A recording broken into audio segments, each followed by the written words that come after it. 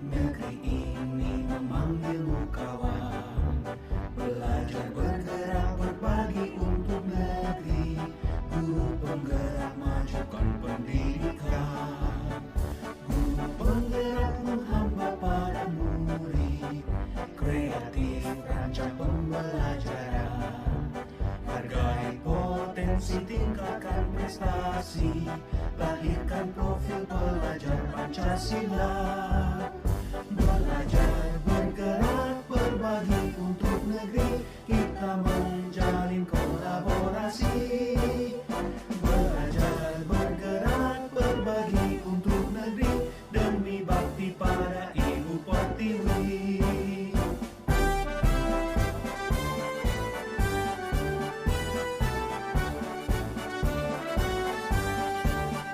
Bulatkan tekad, Assalamualaikum kuatkan warahmatullahi wabarakatuh. hati. Nama saya Rufiatul Rahmah, saya siswa kelas 6 SDN 3 Jodo.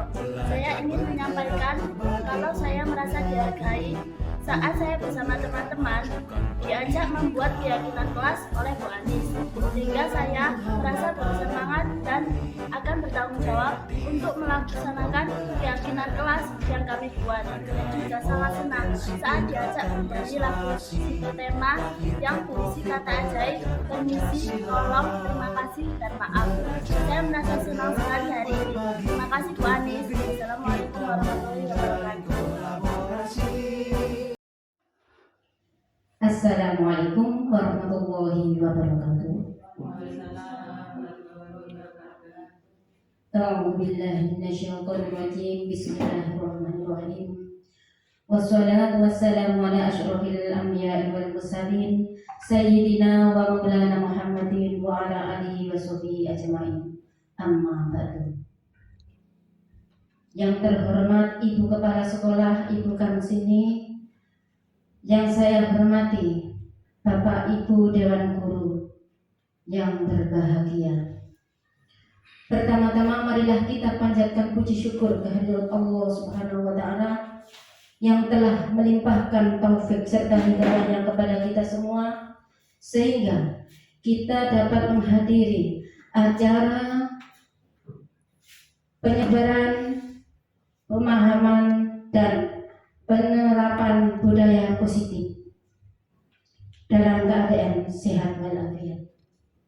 Sholawat serta salam mudah-mudahan tercurahkan atas junjungan kita Nabi besar Muhammad Sallallahu Alaihi Wasallam yang kita nantikan syafaatnya di hari kiamat nanti. Amin. Bapak Ibu yang berbahagia, adapun susunan pada acara ini, yang pertama adalah pembukaan, yang kedua menyanyikan lagu Indonesia Raya, yang ketiga pengimbasan, yang keempat penutup. Marilah acara ini kita buka dengan Ummul Quran Suratul Fatihah. Ila hadratin Nabi Mustafa Muhammadin sallallahu alaihi wasallam. Al-Fatihah. A'udzu billahi minasyaitonir rajim. Bismillahirrahmanirrahim. Alhamdulillahirabbil alamin. Ar-Rahmanir Rahim. Maliki yaumiddin. Iyyaka na'budu wa iyyaka nasta'in. Ihdinas siratal mustaqim. Siratal ladzina an'amta 'alaihim ghairil maghdubi 'alaihim waladdallin. Amin. Acara selanjutnya yaitu menyanyikan lagu Indonesia Raya yang akan didampingi, yang akan dipandu oleh Bu Vidi. Kepada Bu Vidi, waktu kami persilakan.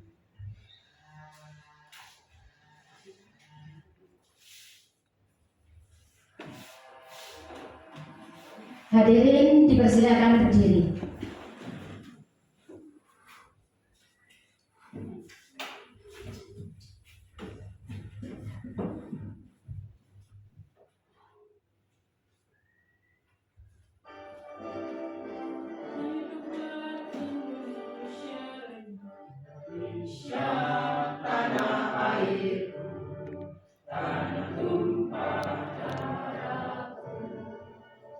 Di sanalah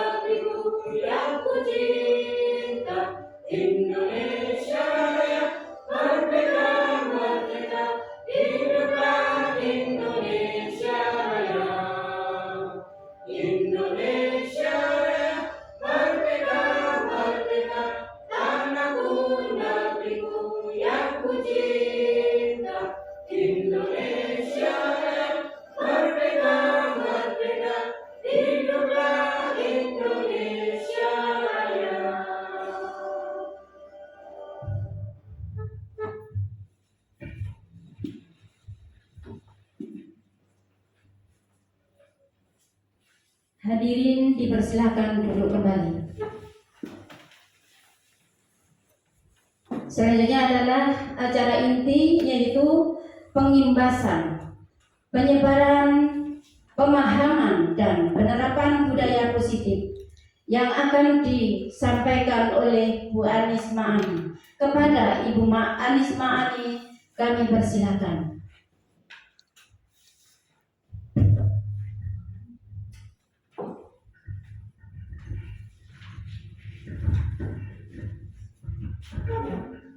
Bismillahirrahmanirrahim. Terima kasih kepada Ibu Muslimah atas waktu yang diberikan. Bapak Ibu sekalian, mohon izin menyapa. Assalamualaikum warahmatullahi wabarakatuh. Waalaikumsalam warahmatullahi wabarakatuh. Puji syukur kehadirat Allah Subhanahu wa taala atas limpahan rahmatnya bahwasanya pada hari ini kita dapat menghadiri kegiatan diseminasi pemahaman dan pengalaman penerapan budaya positif di SD kita ini dalam keadaan sehat walafiat. Sholawat serta salam mudah-mudahan senantiasa tercurah limpahkan kepada junjungan kita Nabi Muhammad SAW. Mudah-mudahan kita semua yang hadir di sini nantinya akan mendapatkan syafaat beliau di yaumil akhir nanti. Amin amin ya robbal alamin. Pada kesempatan ini kami mengucapkan terima kasih kepada Ibu Dr. Anda Kamsini selaku Kepala Sekolah di SD kita yang telah mengizinkan kami untuk melaksanakan kegiatan pada hari ini. Kegiatan hari ini adalah kegiatan pengimbasan. Pengimbasan yang dimaksud adalah apa yang sudah saya dapatkan, kami mempunyai tugas untuk disampaikan kepada rekan-rekan yang ada di sekolah kami. Selanjutnya juga berbagi pengalaman. Jadi nanti kami juga akan berbagi pengalaman apa saja yang sudah saya lakukan sehubungan dengan aksi nyata modul 1.4 tentang budaya positif. Terima kasih juga kami sampaikan kepada Bapak dan Ibu guru yang telah menyempatkan waktunya berkenan hadir. Bersama-sama kita belajar di sini. Mudah-mudahan apa yang kita lakukan hari ini dapat membawa manfaat. Langsung saja bisa saya lanjutkan, ya. Salam dan bahagia para guru hebat. Di sini saya pasang foto kita dengan harapan kita semua akan menghebat. Mari belajar bersama, berkolaborasi, saling mendukung demi mewujudkan disiplin positif di sekolah kita tercinta. Tepuk tangan semua. Mudah-mudahan bisa mengawali kegiatan hari ini dengan lebih bersemangat. Selanjutnya, seperti yang sudah saya sampaikan tadi, kegiatan ini adalah dalam rangka pelaksanaan aksi nyata di modul yang sudah saya pelajari, yakni modul 1.4 tentang budaya positif. Hal yang akan saya sampaikan secara garis besar, konsepnya terdiri dari perubahan paradigma belajar, disiplin positif, kebutuhan dasar manusia, motivasi perilaku manusia, 5 posisi kontrol, yang terakhir segitiga restitusi. Apa saja itu? Mari kita bahas bersama-sama. Sebelumnya saya ingin menyampaikan dulu, saya ini hanya berbagi dulu, nggih. Saya dalam cara belajar, nanti apa yang saya sampaikan ini sebatas yang saya tahu. Saya yakin Bapak Ibu yang lain mungkin lebih mengerti atau yang lain. Kita sharing, sifatnya sharing ngoten nggih. Pembelajaran dengan paradigma baru.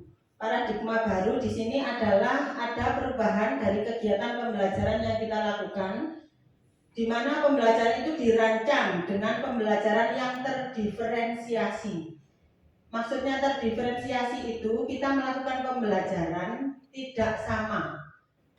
Tidak samanya di mana? Kita harus memperhatikan kebutuhan dari tiap tahap perkembangan anak. Selain tahap perkembangan anak itu memiliki ciri yang unik. Setiap anak itu berbeda. Jadi perlakuan kita kepada anak-anak itu harus berbeda. Selain berbeda kepada anaknya, tahap perkembangannya pun beda. Jadi menanggapi atau melayani anak-anak, mungkin kalau yang di sekolah kita kelas 1 mungkin penanganannya beda dengan yang kelas 6, mungkin seperti itu, terdiferensiasinya seperti itu yang harus kita lakukan untuk memenuhi pembelajaran di paradigma baru ini. Tujuannya untuk apa? Untuk mewujudkan pribadi yang merdeka. Merdekanya bagaimana? Kita sudah punya acuan, yakni harus sesuai dengan profil pelajar Pancasila. Nah, ini mungkin sudah hampir setahun ini kita belajar tentang pelajar Pancasila. Di situ sudah saya tampilkan apa saja, mungkin bisa jelas nih Bapak Ibu.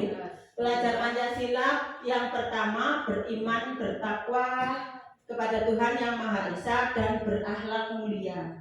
Jadi diharapkan anak-anak itu tidak hanya bertakwa kepada Tuhan, tetapi juga punya akhlak yang mulia sesuai dengan pelajar Pancasila. Yang kedua, berkebinekaan global. Kebinekaan mungkin Bapak Ibu semua sudah paham kebinekaan itu bagaimana. Global, ditambahi global, berarti menyeluruh.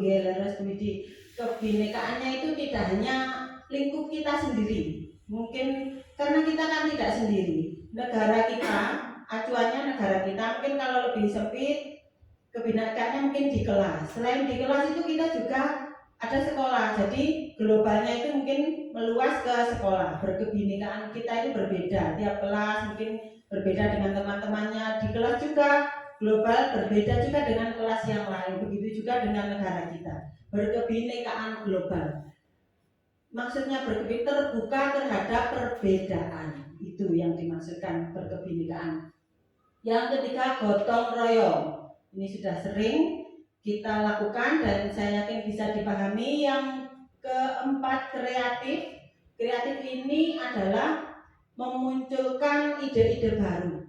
Jadi mungkin ada hal baru yang sekiranya kita mengamati sesuatu, ada hal baru yang bisa kita lakukan, ini yang dinamakan kreatif. Misalnya ada tanaman, ini tanaman ini bisa dibentuk menjadi lebih bagus, ya. Itu termasuk ide-ide kreatif yang tentunya akan kita implementasikan dalam pembelajaran. Mungkin anak-anak itu kita mengajarinya mungkin matematika ada satu cara, mungkin anak-anak bisa punya cara yang lain, itu tidak apa-apa. Itu berarti anak itu kreatif selagi tidak keluar dari jalur. Kita merdekakan anak-anak untuk kreatif itu. Jadi tidak harus Bu Guru ajari ini ya harus begini, kalau tidak seperti ini salah. Mungkin paradigma yang baru diferensiasinya seperti itu.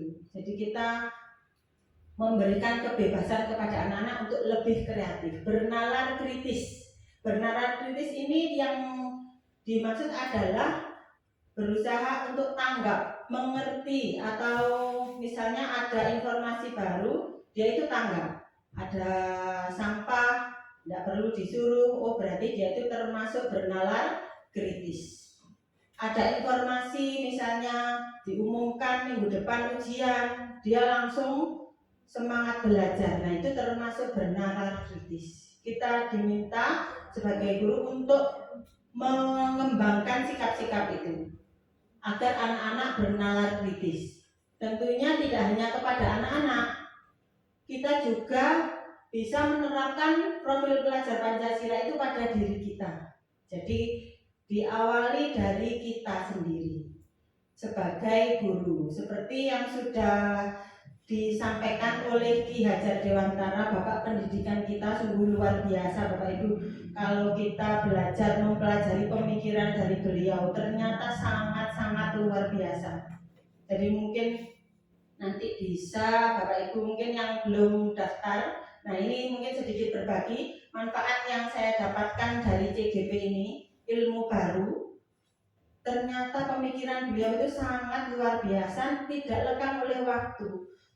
Yang dituangkan dalam trilogi pemikiran Ki Hajar Dewantara yang sudah sering kita ucapkan. Mungkin ada yang ingat triloginya Ki Hajar Dewantara? Ing ngarsa sungtulodo, ing madya mangunkarsa, tuturi handayani. Itulah, kalau kita seperti itu, sebagai pendidik seperti itu, insya Allah anak-anak pun akan seperti itu. Makanya kita bersama-sama belajar bersama untuk mewujudkan ing ngarsa sing tulodo, berarti maksudnya kan berarti kalau kita di depan sebisa mungkin menjadi contoh.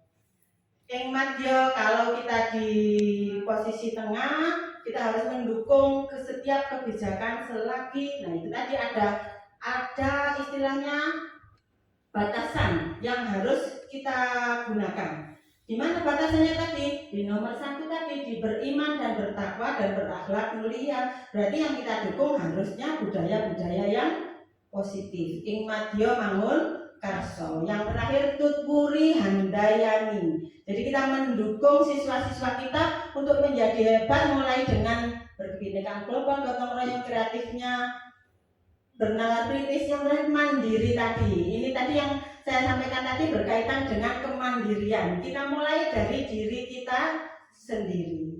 Kalau mulai dari diri kita sendiri, insya Allah nanti anak-anak itu tahu kok kita sungguh-sungguh atau kita tulus atau apa, itu mereka bisa merasakan. Sebegitu juga kita bisa merasakan anak-anak itu tulus kepada kita. Ada beberapa anak-anak itu kadang-kadang berbuat baiknya itu karena ada kita.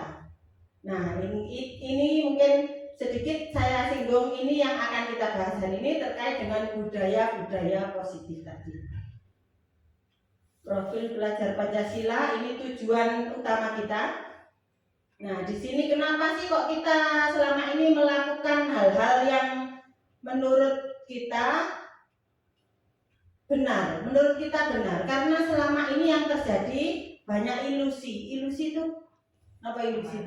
Ilusi itu gambaran yang kita miliki yang seolah-olah kita pegang. Di situ kena guru mengontrol murid. Di situ saya beri warna merah.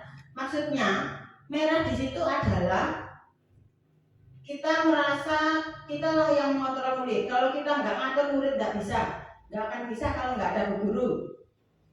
Apa seperti itu setuju? Tidak, seperti itu tidak. Padahal kadang-kadang anak-anak itu lebih dari kita. Hanya saja mungkin butuh dukungan, butuh tuntunan dari kita agar potensinya lebih berkembang. Ini yang terlihat nyanyi, kadang-kadang dia nyanyinya lebih bagus dari saya, seperti itu. Jadi bukan kita yang mengontrol murid. Yang mengontrol murid adalah dirinya sendiri. Jadi mungkin kalau mereka belum bisa melakukan sesuatu, berarti mereka belum bisa mengontrol dirinya. Nah, tugas kita menumbuhkan kemampuan mereka untuk mengontrol. Selanjutnya, kritik dan membuat orang merasa bersalah dapat menguatkan karakter. Pemahaman kita selama ini begitu. Kita marahi, seperti itu harus dimarahi, biar enggak seperti itu, biar berubah dan yang lain. Ini kuning, ini maksudnya bisa iya, bisa tidak. Tergantung kondisi anaknya. Ada anak yang jangankan misalnya yang sudah sering kita lakukan itu, belum sampai kita marahi, kita lihat saja sudah bisa berubah, sudah baik. Itu tergantung anaknya. Tapi berubahnya itu kembali lagi takutnya hanya karena ada kita. Nah, itu yang tidak kita inginkan, berarti belum positif. Berarti belum kontrolnya itu belum dari mereka sendiri. Hanya karena ada kita. Selanjutnya hijau, bahwa semua penguatan positif efektif dan bermanfaat.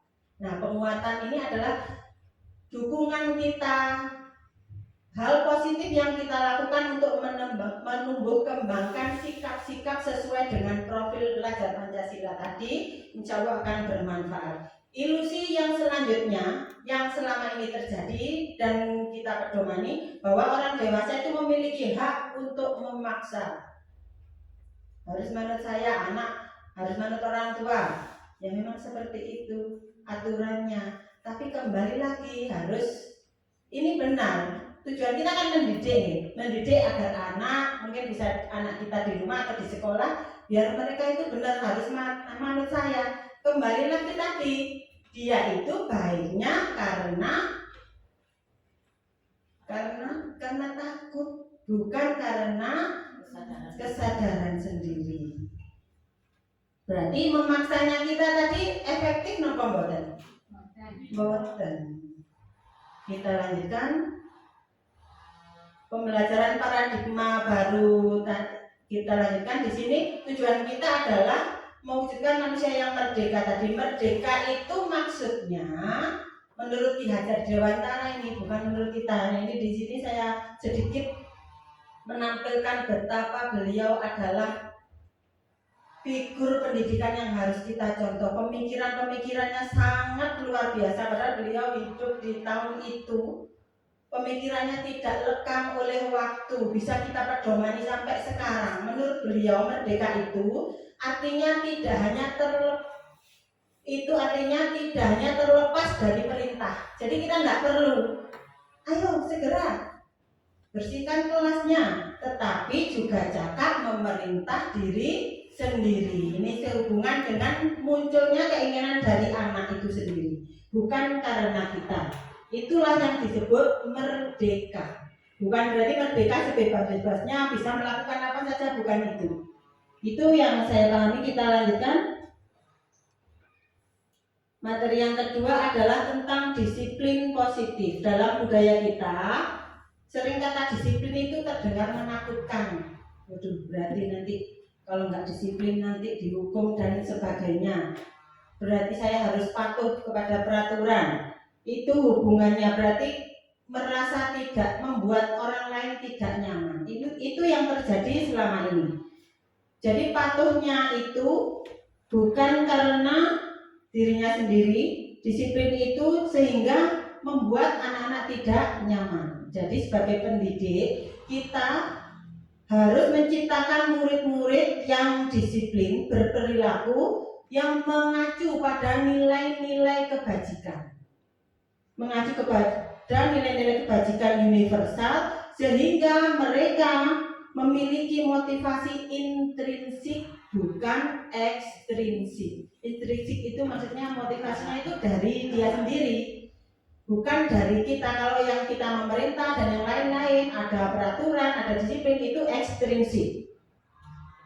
Berdasarkan nilai-nilai yang diacu yang mana? Nilai-nilai kebajikan universal. Nanti akan saya sampaikan seperti apa kebajikan universal itu.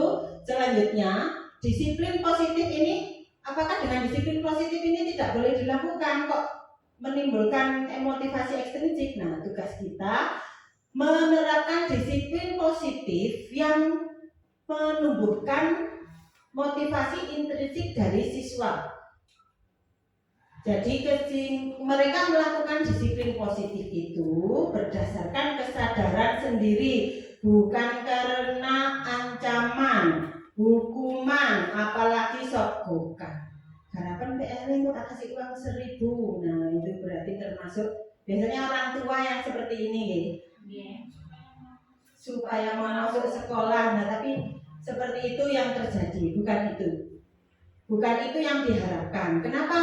Karena yang dilakukan itu manfaatnya mungkin ada, tetapi akibatnya itu yang tidak kita inginkan. Jadi bukan karena dirinya sendiri. Jadi kalau ada orang tuanya dikasih sangu dia sekolah, lah nanti kalau orang tuanya nggak punya sangu tidak masuk sekolah. Itu yang tidak kita inginkan.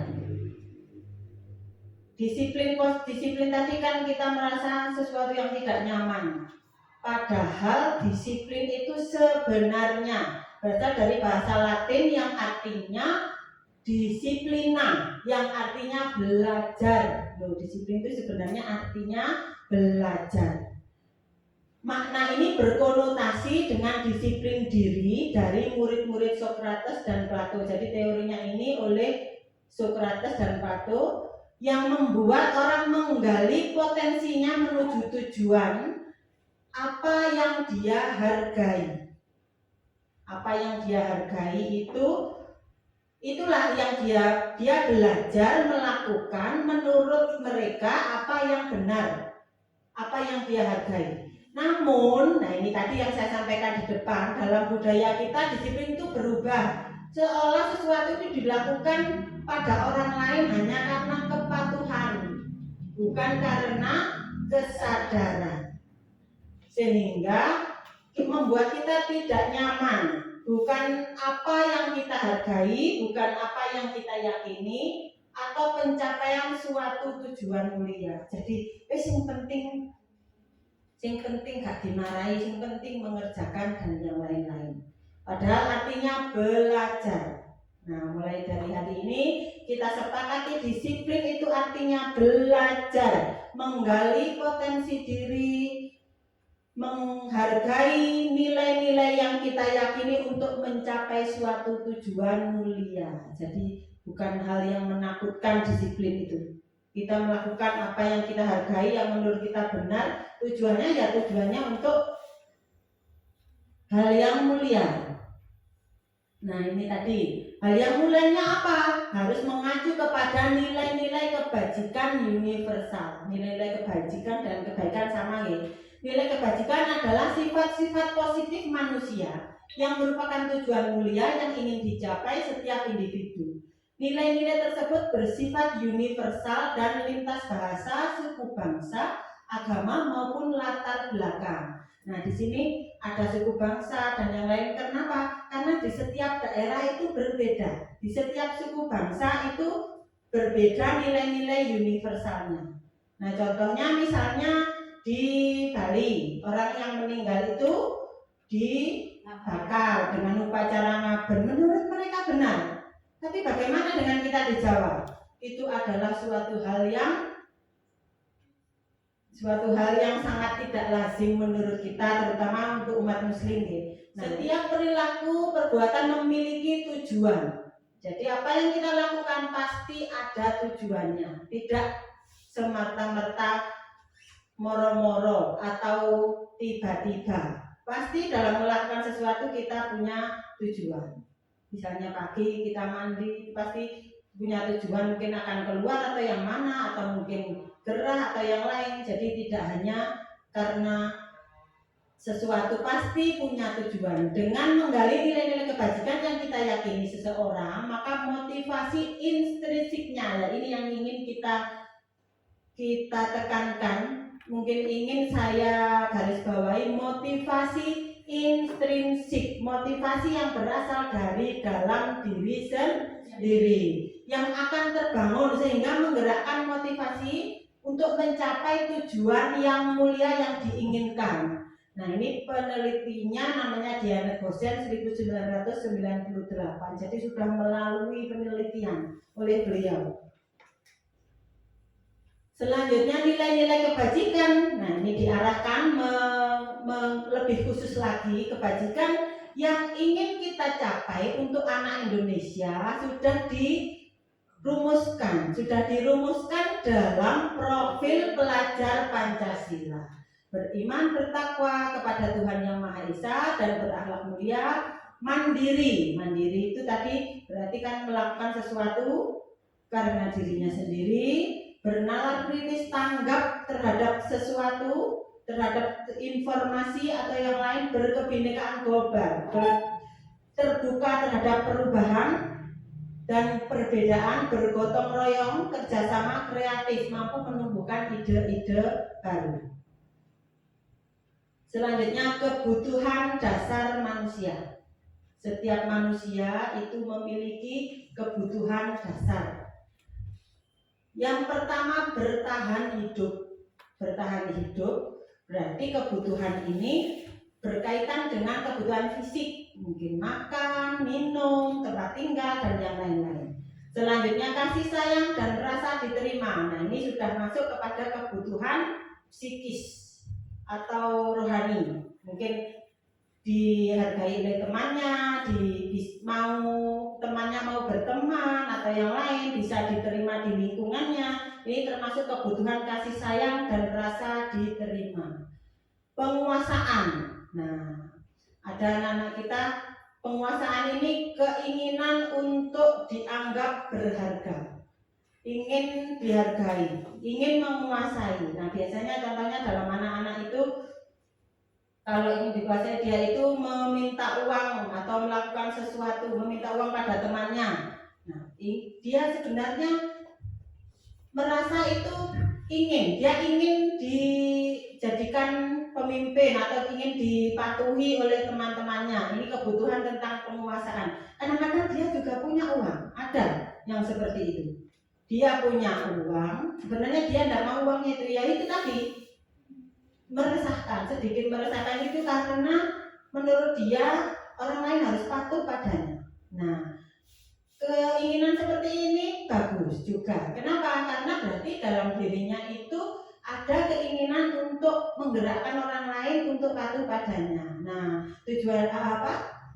Berarti tugas kita, kalau kita tahu kebutuhan anak itu seperti itu, kita harus mengarahkan. Nah ini tadi, nah sedikit mengulik lagi tentang filosofi pendidikan Ki Hajar Dewantara. Pendidikan menurut beliau itu adalah kita itu menuntun, bukan memaksa. Menuntun kodrat anak menuju kebahagiaan dan keselamatan yang setinggi-tingginya sesuai dengan kodrat alam dan zamannya. Jadi kita ini hanya menuntun. Kenapa? Anak-anak itu sudah punya keunikan masing-masing, sudah punya dasar masing-masing. Jadi anak-anak itu kita mendidik itu bukan seperti teori yang sudah pernah saya pelajari, teori tabula rasa. Kita menganggap anak itu seperti kertas kosong putih, kita yang mengisi loh, tidak seperti itu ternyata. Anak-anak itu sudah punya tulisan atau yang mungkin kalau kita muslim punya suratan. Nah, hanya saja lah. Terus kalau sudah punya suratan, kenapa mereka harus berpendidikan? Maksudnya menempuh pendidikan. Nah, karena tulisannya itu masih samar-samar. Jadi masih samar-samar, belum jelas. Nah, tugas berat kita yang menurut saya berat. Kita harus menebalkan perilaku anak itu. Nah, yang beratnya itu di sini. Tulisan samar-samar tadi ada yang baik, ada yang tidak. Nah, tugas kita menebalkan nilai-nilai baik yang ada pada anak dan nilai-nilai yang buruknya itu kita tekan seminimal mungkin, sebisa mungkin tidak ada. Tapi yang namanya sifat itu tetap ada. Tapi kalau kita sifat baiknya itu sudah tebal, mungkin bakatnya sudah tebal, sifat baiknya tadi mungkin akan sedikit teratasi atau terkikis. Misalnya mungkin yang sudah kita lakukan atau mungkin orang lain yang sudah lakukan, anaknya itu diberikan kegiatan-kegiatan yang positif, kan jadi lupa waktunya main bakti. Salah satunya seperti itu. Kita tebalkan laku-laku positif pada anak. Mungkin kalau dia punya sifat penguasaan tadi, itu kembali lagi ke penguasaan tadi ya. Berarti dia itu punya nilai positif, ya itu berarti dia punya keinginan untuk jadi pemimpin, ingin dipatuhi. Nah, kalau seperti kita arahkan, nah berarti kalau kamu ingin dipatuhi, kamu harus melakukan hal yang baik, biar teman-temannya ikut atau yang lain. Mungkin diarahkan, dimotivasi. Berarti kamu berbakat jadi tentara atau yang lain. Nah, itu mungkin salah satu cara dan mungkin Bapak Ibu punya hal yang lain. Selanjutnya, nilai kebutuhan dasar yang dibutuhkan manusia adalah kebebasan. Ingin bebas, ingin melakukan sesuatu sesuai keinginannya, mencoba hal yang baru. Ada barang baru, misalnya ada sepeda Bapak Ibu guru baru, kelihatan baru kan, wis bingung dilihati. Mungkin yang lain punya mainan baru, diutek-utek terus, dibreteli sampai rusak seperti itu. Itu karena ada kebutuhan dasarnya untuk dipenuhi, yakni kebutuhan tentang kebebasan. Yang terakhir adalah kesenangan. Sifat anak-anak itu senang bermain. Salah satunya kesenangannya itu diwujudkan dalam bermain. Jadi mereka senang kalau diajak bermain. Jadi sebisa mungkin bisa kita laksanakan dalam pembelajaran itu. Anak-anak itu kita ajak melalui permainan, tapi dalam permainan itu kita sisipkan pembelajaran yang ingin kita lakukan. Mungkin itu dari permainan, misalnya mungkin lompat tali itu juga melatih fisik juga, termasuk yang sempat ngetren kemarin mainan lato-lato. Nah itu kenapa tetap kita izinkan, tetapi di luar kelas dan tidak saat jam belajar. Kenapa? Karena memang ada manfaatnya. Anak-anak menjadi kreatif. Kenapa? Tidak semua anak bisa main lato-lato itu. Selain terampil tangkas, karena harus konsentrasi dan yang lain-lain. Kebutuhan dasar manusia ini Yang namanya dasar berarti kebutuhan ini harus dipenuhi, harus terpenuhi. Kalau tidak terpenuhi akan menimbulkan hal-hal negatif. Contohnya di bertahan hidup. Kalau kita tidak makan, ya lapar. Kalau mereka lapar, pasti akan selain satu sakit, yang kedua ada akibat lain yang mereka lakukan. Belajarnya menjadi malas dan yang lain-lain, apalagi sampai sakit tadi kita juga repot. Itu kebutuhan akan kasih sayang dan rasa diterima. Ada beberapa anak itu yang tidak diterima. Sebenarnya kalau mereka mau introspeksi, seperti ada anak didik kita yang seperti itu, yang tidak diterima oleh teman-temannya, jadi menyendiri dan yang lain-lain, juga kasihan sebenarnya. Jadi sebisa mungkin kita memotivasi anak-anak yang lain agar untuk terpenuhinya kebutuhan dasar ini, diharapkan anak-anak dapat itu tadi mencapai kebahagiaan dan keselamatan yang setinggi-tingginya. Jadi sebisa mungkin kita penuhi kebutuhan-kebutuhan itu. Jadi sebenarnya kadang-kadang anak-anak melakukan sesuatu itu karena ada kebutuhannya yang tidak terpenuhi. Misalnya ada temannya jajan di saut, setelah ditanya dia nggak lapar, tidak punya uang, berarti kebutuhannya yang bertahan hidup tidak terpenuhi, jadi menimbulkan hal negatif yang terjadi. Nah, lanjut ke motivasi perilaku manusia. Di poin 3 ini, motivasi perilaku manusia. Dalam melakukan sesuatu, manusia itu memiliki alasan. Alasannya antara lain adalah menghindari ketidaknyamanan dan hukuman. Hanya karena itu, berarti kalau menghindari ketidaknyamanan, biar nggak dihukum, biar nggak diseneni, biar nggak dimarahi temannya, nggak dimarahi gurunya, itu adalah termasuk motivasi ekstrinsik dari luar, bukan dari dirinya sendiri. Motivasi yang selanjutnya adalah mendapatkan imbalan atau penghargaan dari orang lain, biar dipuji, biar disangoni, biar dilem dan yang lain-lain. Ini juga termasuk motivasi ekstrinsik. Hanya karena itu, bukan karena dirinya sendiri. Yang ketiga, menghargai nilai-nilai kebajikan dan diri sendiri. Ini tadi yang ingin kita budayakan. Mudah-mudahan teman-teman juga setuju. Murid melakukan disiplin karena sadar akan nilai kebajikan dirinya. Ini merupakan motivasi intrinsik. Jadi biar mereka itu bisa menghargai dirinya sendiri. Konsep disiplin dengan identitas gagal. Nah, tujuan kita tadi kan biar anak disiplin belajarnya tadi biar berhasil mencapai tujuan mulia. Tapi kalau dilakukan dengan hukuman dan penghargaan, ini bisa dikatakan gagal. Alasannya bagaimana? Dalam hukuman itu pasti akan menyakitkan. Nggak ada ceritanya orang dihukum itu senang, nggak mau, walaupun dia melakukan kesalahan. Yang kedua, orang yang dihukum itu pasti menimbulkan rasa yang tidak nyaman.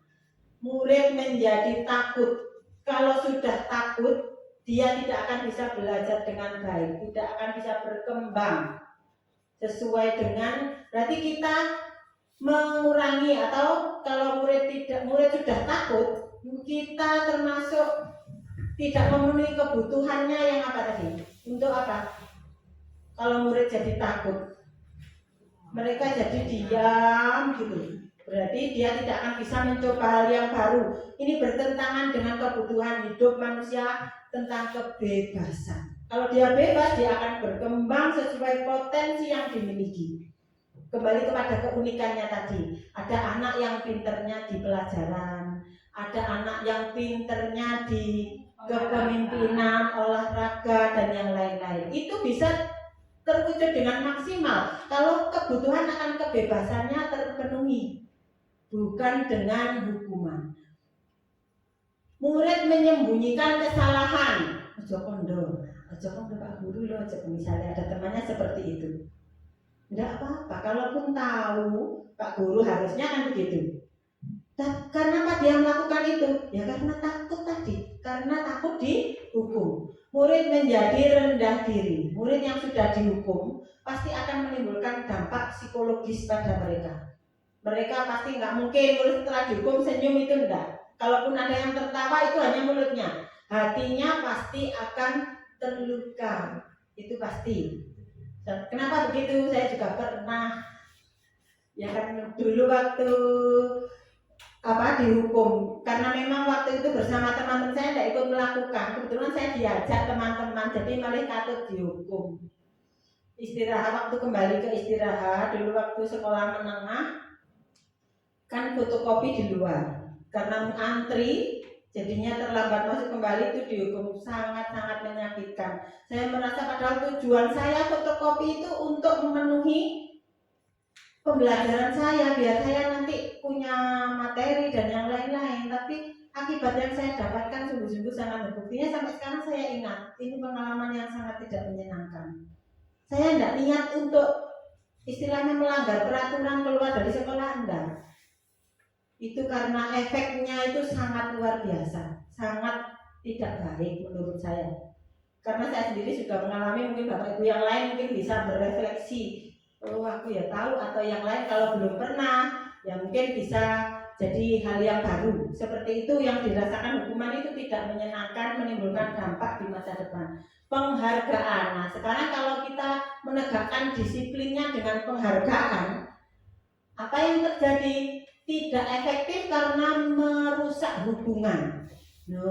Anak yang diberi padahal sama-sama, misalnya sama-sama belajar sungguh-sungguh, sama-sama mengerjakan tugas, tapi kan karena beda sedikit nilainya, yang dihargai itu hanya yang nilainya tertinggi. Anak yang nilainya di bawahnya pasti akan timbul iri, aku kepingin dan yang lain-lain. Nah ini pernah juga saya alami waktu anak saya di TK. Kebetulan anak saya itu dapat prestasi waktu TK itu.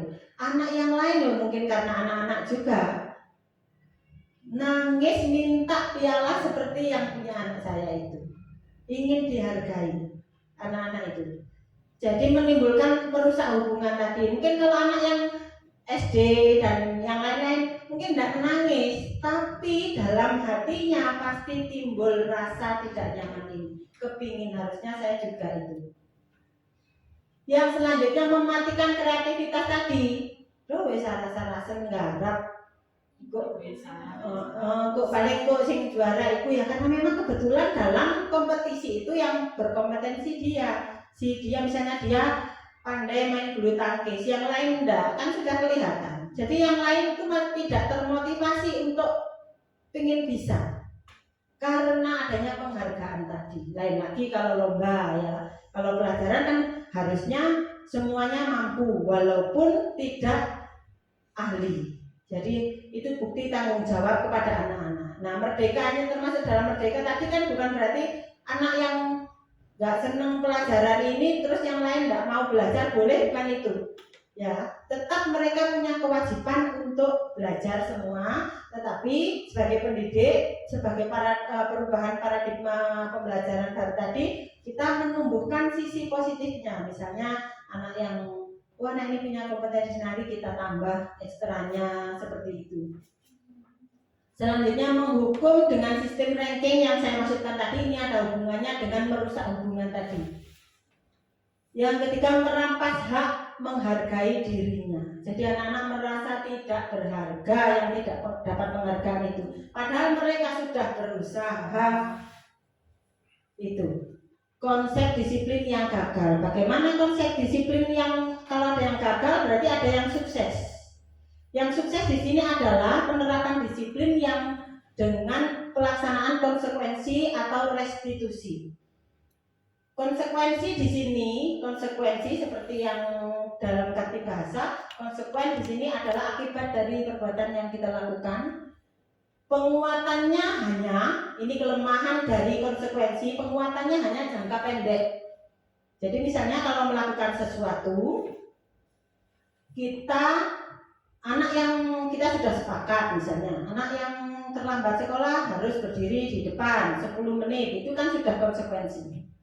Ya hanya karena itu, hanya dia berarti tidak mau terlambat, hanya karena biar tidak dihukum tadi kembali, tapi kan tidak terlalu menyakitkan karena sudah sepakat tadi, sudah disepakati misalnya itu. Tetapi hanya jangka pendek karena kembali lagi masih bukan dari dalam siswa itu sendiri, motivasinya masih dari luar.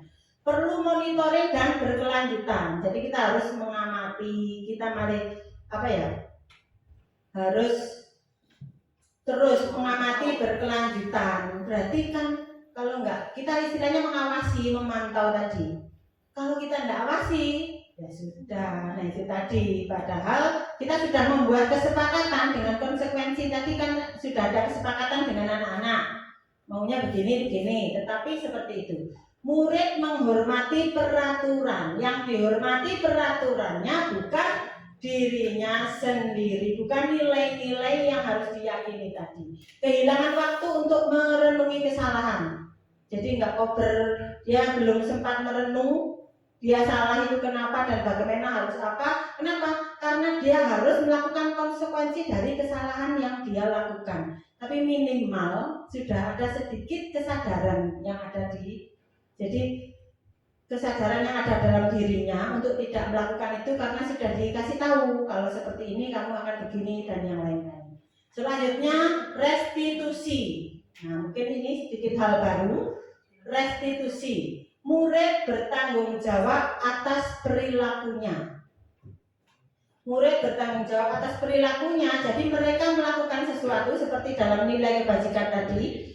Setiap yang kita lakukan adalah memiliki tujuan. Tujuannya berarti kalau mereka melakukan berarti kan sudah sadar apa yang dilakukan. Berarti yang dilakukan itu harus dilaksanakan, berarti harus dipertanggungjawabkan. Dia harus tahu kenapa kamu melakukan seperti itu, harus sudah yakin. Karena kita sudah tanamkan nilai-nilai kebajikan tadi. Yang selanjutnya fokus pada pemecahan masalah jangka panjang. Nah, kalau sudah tahu seperti itu, berarti nanti ke depan dia akan muncul kesadaran untuk tidak mengulangi hal yang dilakukannya itu.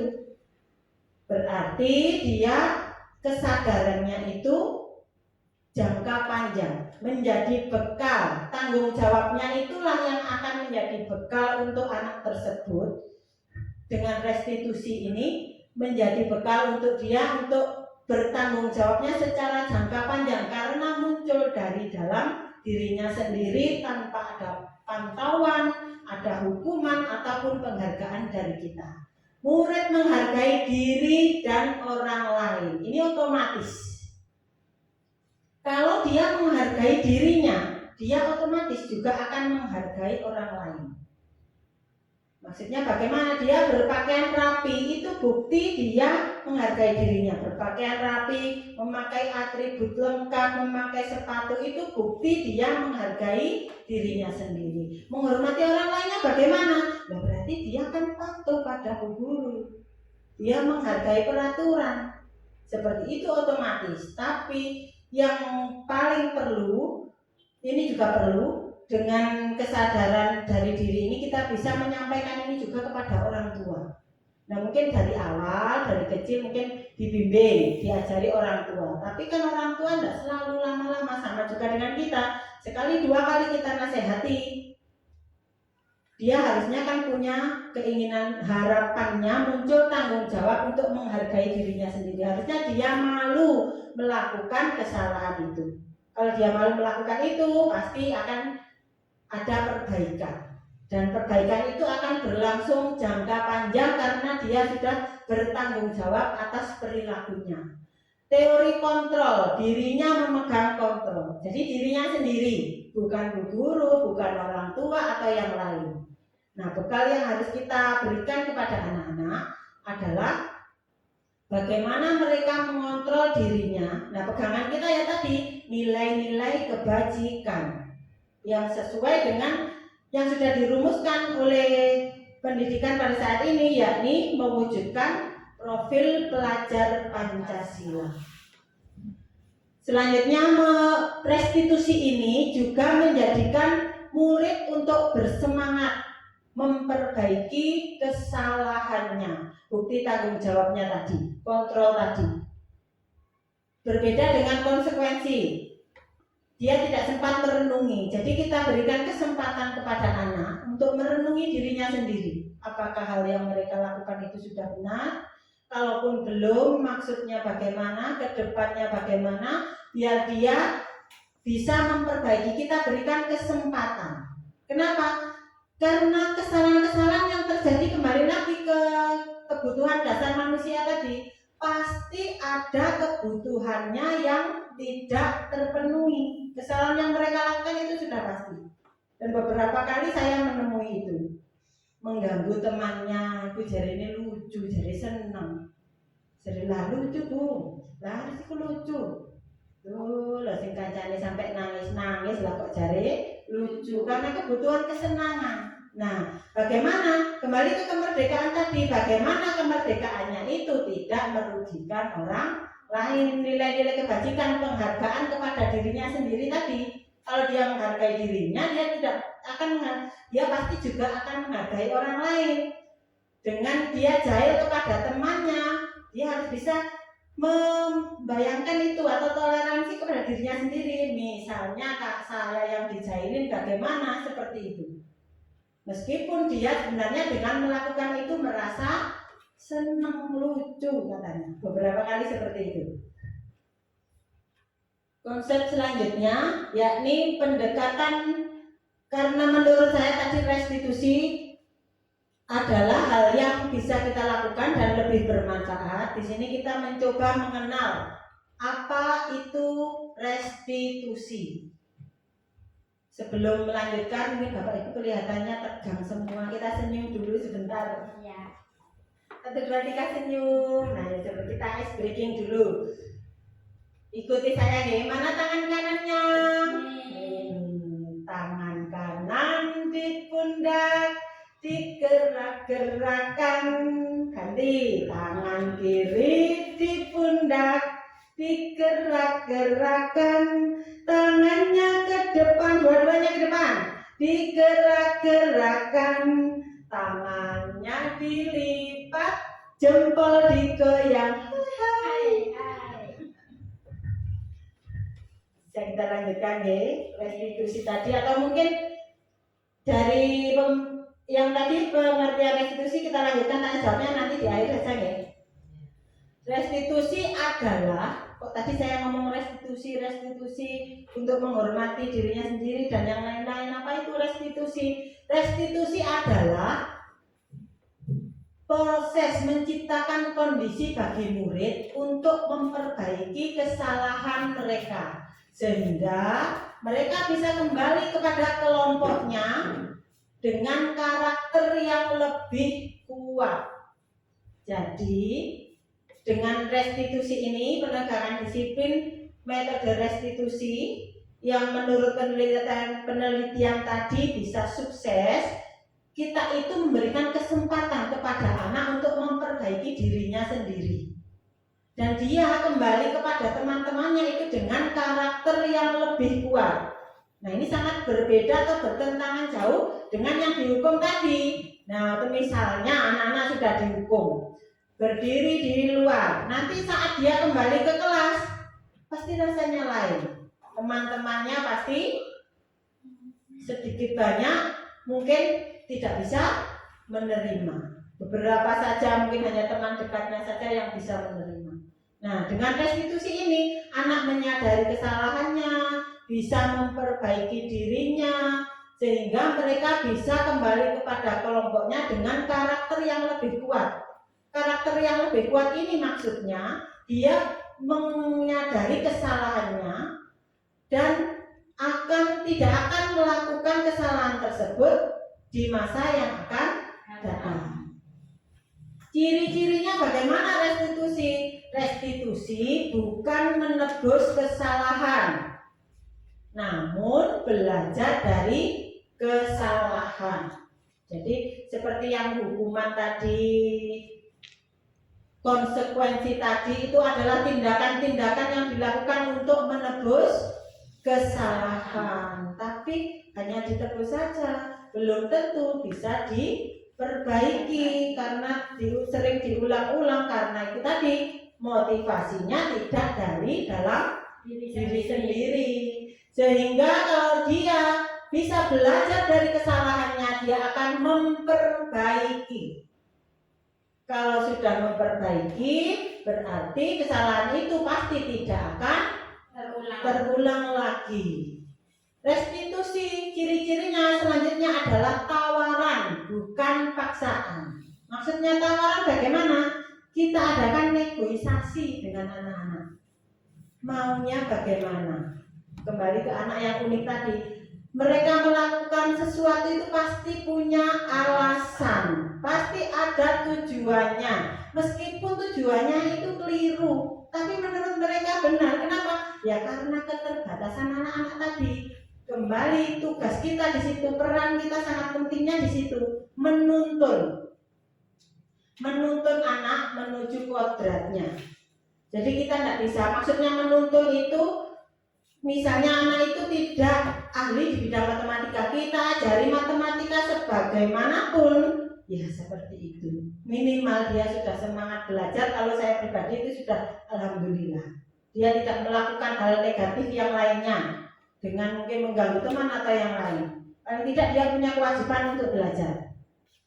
Kita tidak bisa memaksakan anak yang tidak bisa nari harus pinter nari, tidak bisa. Uniknya tadi di situ, keunikan anak-anak sesuai kodratnya tadi. Lah kodrat itu ada kodrat alam dan zaman. Kodrat alam itu maksudnya yaitu tadi keunikan pribadi anak-anak. Contohnya kalau dalam filosofi pemikiran Ki Hajat Dewantara itu seperti diumpamakan kita menanam benih. Kalau benih padi nanti tumbuhnya juga padi, tidak mungkin tumbuh jagung. Nah masalahnya dalam menanam padi tidak hanya padi yang tumbuh, ada juga yang lain. Nah di sini peran kita di situ. Menurut saya menebalkan laku padinya tadi kan yang positif, rumput-rumputnya tadi perilaku yang negatif. Tugas kita adalah menebalkan laku-laku yang positif dari anak-anak. Mengurangi, meminimalisir, kalau menghilangkan sepertinya tidak bisa. Yang penting dia bisa mengendalikan dirinya. Hal-hal yang negatif itu bisa terkendali untuk tidak dilaksanakan. Menuntun anak melihat ke dalam diri. Jadi anak juga biar tahu dia potensinya apa. Berarti dia harus mengembangkan potensinya itu dengan dukungan. Ada anak yang berpotensi karena mungkin belum percaya diri. Kalau kita berikan dukungan ternyata dia bisa sangat luar biasa. Seperti anak-anak itu kadang yang sudah kita lakukan hal positif, yang sudah kita lakukan anak-anak sudah berani tampil di depan memimpin teman-temannya saat pembiasaan, itu hal yang positif. Itu salah satu hal baik yang sudah kita lakukan bersama. Memupuk budaya positif, memberikan kepemimpinan, membentuk kepemimpinan pada anak.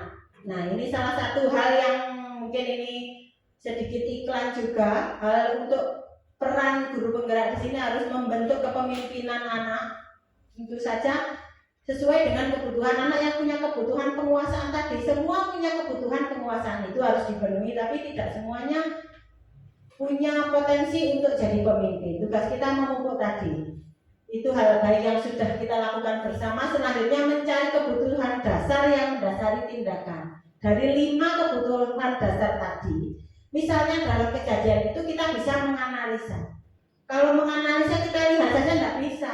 Kita harus melakukan dialog. Tawaran tadi kepada anak, kenapa sih anak melakukan ini? Kalau mungkin kita bisa tahu dari temannya atau yang lain, ini tidak efektif. Yang melakukan kesalahan kan dia. Berarti kita harus berdiskusinya juga dengan anak tersebut. Selain untuk melakukan pendekatan kepada anak tersebut agar tahu kebutuhan dasar apa sih yang dia tidak terpenuhi. Tugas kita membantu agar kebutuhan-kebutuhannya tadi terpenuhi. Sehingga Anak fokus kepada karakternya. Tentu saja karakter-karakter yang sesuai dengan nilai kebajikan, bukan tindakannya. Padahal dia sebenarnya bisa lebih baik. Kenapa? Ya karena dia mungkin perlu dukungan atau yang lain tadi. Perlu ada kebutuhannya yang tidak terpenuhi tentang kesenangan atau mungkin kebebasannya. Itu sehingga karakternya belum muncul. Menguatkan dan fokus pada solusi. Dalam anak-anak melakukan kesalahan, kita tidak fokus pada kesalahan anak itu, tapi kita fokus untuk mencari solusi. Dasarnya apa? Ya tadi, kita cari, kita tanyakan kepada anak-anak kenapa dia melakukan itu, sehingga kita tahu kebutuhan dasar apa yang dia belum terpenuhi. Kita berusaha memenuhi kebutuhan itu sehingga tumbuh motivasi untuk melakukan hal positif yang ada pada dirinya sendiri, sehingga kesalahan itu tidak terjadi lagi. Kita lanjutkan tentang restitusi. Ini ada sedikit satu contoh pelaksanaan yang bisa kita lakukan. Misalnya ada anak yang terlambat. Kalau hukuman, kita meminta anak itu untuk berdiri 10 menit, kita marah kepada anak tersebut sehingga anak itu menjadi takut tadi. Kalau konsekuensi bagaimana? Nah, konsekuensi ini kan sudah sepakat. Anak kita memberikan teguran keras agar anak menghormati peraturan atau kesepakatan yang sudah kita buat tadi. Dan kita sudah sepakat seperti itu. Tapi tetap kita melakukan tindakan teguran yang keras. Kalau restitusi bagaimana? Kita tanyakan keyakinan dirinya, keyakinan yang sudah kita sepakati, kita kan istilahnya kita agak lebih lunak. Nah, ini menjadi refleksi juga buat saya sendiri yang selama ini saya pegang ilusi-ilusi tadi. Saya merasa saya bisa mengontrol anak-anak, saya bisa melakukan apa anak-anak harus patuh pada saya dan sebagainya. Ilusi-ilusi tadi harus saya perbaiki juga dengan restitusi ini. Jadi restitusi budaya positif ini tidak hanya untuk anak-anak, yang pertama ya diri sendiri. Kadang-kadang itu seperti penebusan dosa. Kadang-kadang saya pada anak-anak itu, ya Allah, dulu saya marah-marah seperti itu. Maksud saya waktu itu sepertinya sudah benar. Ternyata alhamdulillah dengan pendidikan ini juga benar. Monggo nanti yang lain bisa daftar CGP, bisa mendapatkan mungkin dengan materi dari Fasil mungkin lebih bisa memahamkan dengan semua. Membantu anak, kita menanyakan keyakinan pada dirinya, membantu mereka menyelesaikan masalahnya, ada apa sih, kamu kenapa, dan yang lain-lain, sehingga anak-anak itu lebih terbuka menyampaikan, tidak ada takut. Nah, keterbukaan ini tidak bisa kalau anak-anak merasa takut. Kalau ada ketakutan, itu anak-anak nggak bisa terbuka. Sehingga murid menghormati dirinya dan orang lain. Kalau dia menghormati dirinya, otomatis dia nggak akan melakukan kesalahan-kesalahan lagi. Nah, prosedur atau hal yang saya pelajari, segitiga restitusi. Caranya bagaimana melaksanakan restitusi? Dalam segitiga restitusi itu, yang pertama menstabilkan identitas. Apa itu menstabilkan identitas? Setiap orang pasti pernah melakukan kesalahan. Yang selanjutnya validasi kebutuhan. Nah, itu tadi kita stabilkan identitasnya. Selanjutnya kita validasi kesalahannya. Validasi kesalahan itu bukan berarti kita menyalah-nyalahkan, tidak. Kita jadi tahu kan kenapa dia melakukan itu, kita mencari solusinya. Selanjutnya menanyakan keyakinan. Tujuannya apa? Nilai apa yang disepakati? Kamu ingin seperti apa misalnya? Kenapa kamu melakukan seperti itu? Kalau kamu seperti itu kan kamu jadi begini. Kita coba buka hatinya, buka pikirannya untuk lebih memperhatikan dirinya. Nah, tujuan dari restitusi ini adalah membentuk kemerdekaan. Kemerdekaan ini tadi memerintah diri sendiri.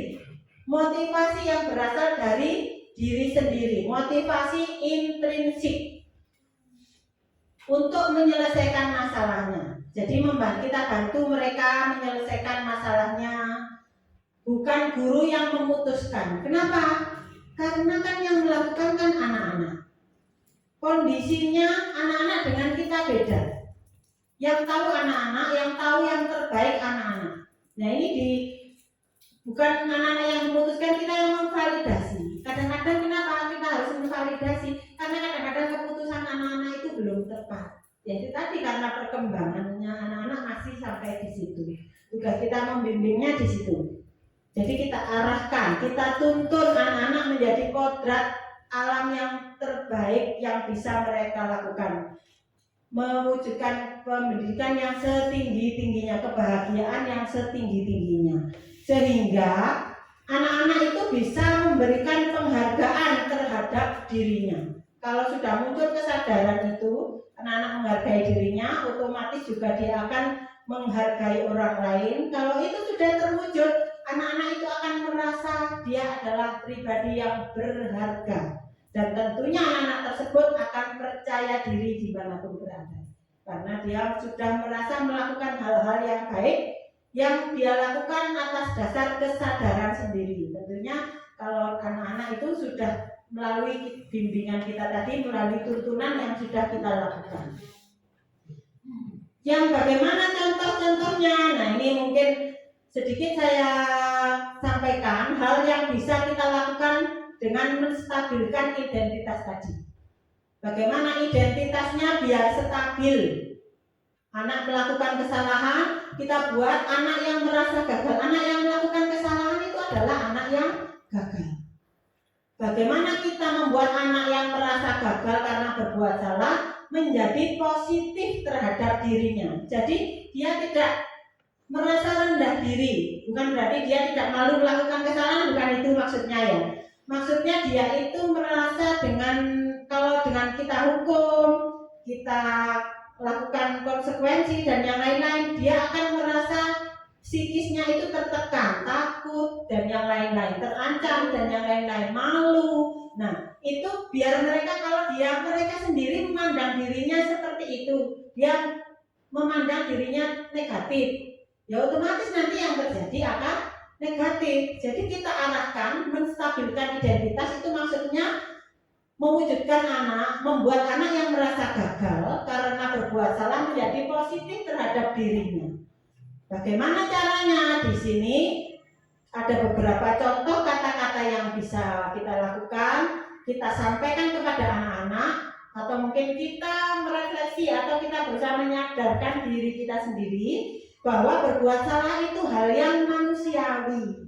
Kita itu manusia, wis biasa kalau melakukan kesalahan. Yang saya tahu yang tidak pernah salah itu hanya malaikat, Gusti Allah otomatis.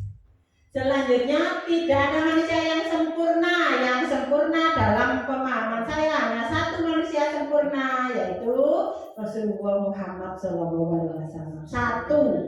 Yang lain berarti tidak sempurna, tidak luput dari kesalahan. Bapak Ibu juga buat salah loh, bukan anak-anak saja, kita Bapak Ibu orang tua ini juga pasti pernah melakukan kesalahan. Hal yang harus kita lanjutkan selanjutnya adalah kita pasti bisa menyelesaikan masalah ini. Tidak ada masalah yang tidak bisa diselesaikan, apalagi kita bersama-sama. Bapak Ibu tidak tertarik untuk mencari siapa yang benar. Ini bisa kita sampaikan ke anak-anak. Bukan benar salah. Bapak Ibu tidak tertarik untuk itu. Tapi Bapak Ibu lebih tertarik, kembali kepada poin atas tadi, masalah harus diselesaikan. Berarti ketertarikan kita adalah untuk menyelesaikan masalah. Bukan untuk membahas kesalahannya, tapi untuk menyelesaikan masalah. Kalau kamu menyalahkan dirimu terus-menerus, ada kan anak-anak itu, saya itu nggak bisa membaca, mungkin nggak bisa pelajaran ini. Nah itu tadi karena dia mendapatkan nilai yang jelek, mungkin ditambah dengan dimarahi tadi. Nah itu dia jadi menyalahkan dirinya sendiri, aku punya nggak iso seperti itu, aku tidak bisa. Nah kalau dia sudah memandang dirinya negatif, sulit, putus asa, dia tidak semangat lagi. Jadi bagaimana kita membuat anak-anak itu berpikir positif pada dirinya, tidak menyalahkan dirinya terus-menerus. Apakah kamu bersikap baik pada dirimu sendiri? Nah itu tadi, kamu harus berbuat baik pada dirimu sendiri. Tidak apa-apa nilainya jelek, berarti kalau nilainya jelek, berarti kamu harus meningkatkan, itu saja. Jadi mungkin yang itu tadi sedikit refleksi juga. Keunikan anak-anak itu berbeda, kembali tadi kepada keunikan, kita tidak bisa memaksakan satu kompetensi pada anak. Tiap anak punya kemampuannya masing-masing. Ini untuk menstabilkan identitas. Bagian dari restitusi yang selanjutnya, yang kedua, setelah identitasnya stabil, istilahnya kalau misalnya dia melakukan kesalahan, terus kita stabilkan identitasnya, dia sudah tenang. Misalnya ada anak yang bertengkar, kita sudah redakan emosinya, berarti kan dia sudah tenang, dia sudah menguasai diri.